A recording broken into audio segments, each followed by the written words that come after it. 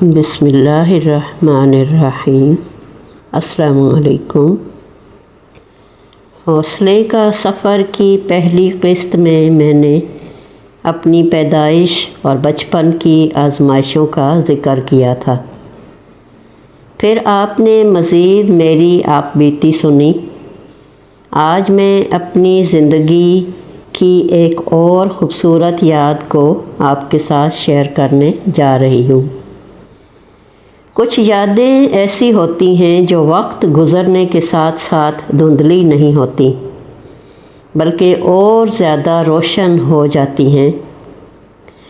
آج کا موسم بھی مجھے ایسی ہی ایک یاد میں واپس لے گیا۔ تقریباً 1979 کے یہی دن تھے جب میں امی اور 3 بہنوں اور ایک بھائی کے ساتھ پاکستان سے کویت کے لیے روانہ ہوئی۔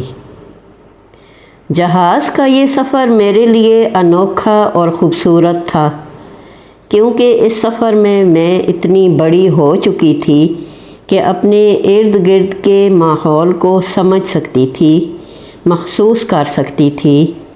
میرے دل میں اپنے ابو سے ملنے کی خوشی، ایک نئے ملک کو دیکھنے کا اشتیاق اور مستقبل کے بارے میں بے شمار سوالات تھے۔ کویت کیسا ہوگا، ہمارا گھر کیسا ہوگا، سکول کیسا ہوگا، اساتذہ کیسے ہوں گے۔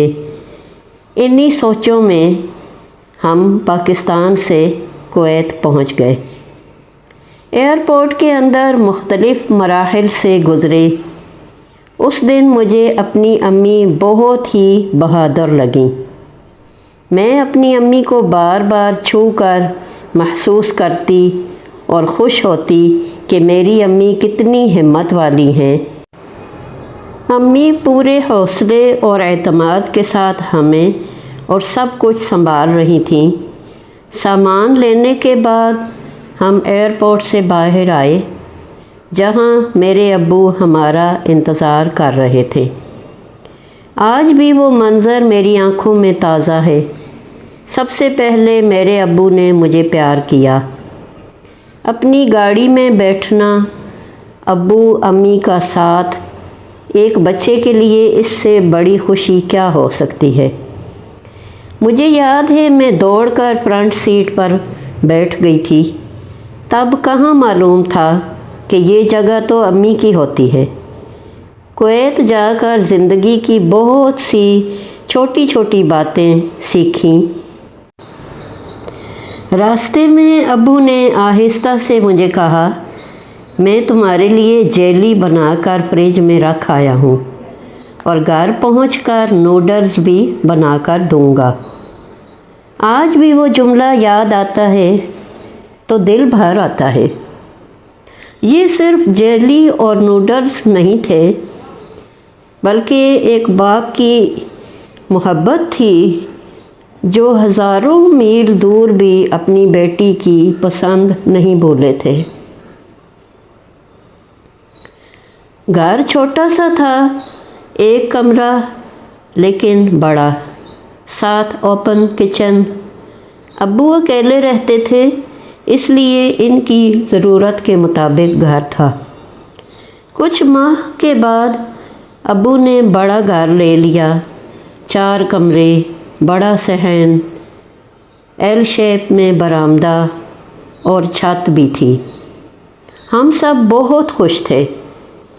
لوگ میرے ابو سے کہتے کہ کسی اور پاکستانی فیملی کے ساتھ مل کر رہ لو، خرچہ بچ جائے گا، مگر میرے ابو کہتے تھے کہ انسان کو اپنی آزادی بھی چاہیے، عبادت، تلاوت اور اپنے معمولات سکون سے ادا کرنے کے لیے۔ نئے گھر میں منتقل ہونے کے بعد آہستہ آہستہ ہماری زندگی معمول پر آنے لگی۔ اب تعلیم کی فکر ہوئی۔ وہاں فروانیہ میں ایک پاکستانی اسکول تھا جس کا نام تھا ماڈرن پاکستانی اسکول۔ میرے ابو ہمیں وہاں داخلے کے لیے لے گئے۔ گرمیوں کی چھٹیاں تھیں، اسی لیے اسکول میں طلباء و طالبات موجود نہیں تھے، صرف پرنسپل صاحب اور چند اساتذہ موجود تھے۔ میرا داخلہ 8ویں کلاس میں ہوا اور یوں کویت میں میری تعلیمی زندگی کا آغاز ہوا۔ مجھے آج بھی اپنے اسکول کے ایک ایک استاد کا نام اور چہرہ یاد ہے، الحمدللہ۔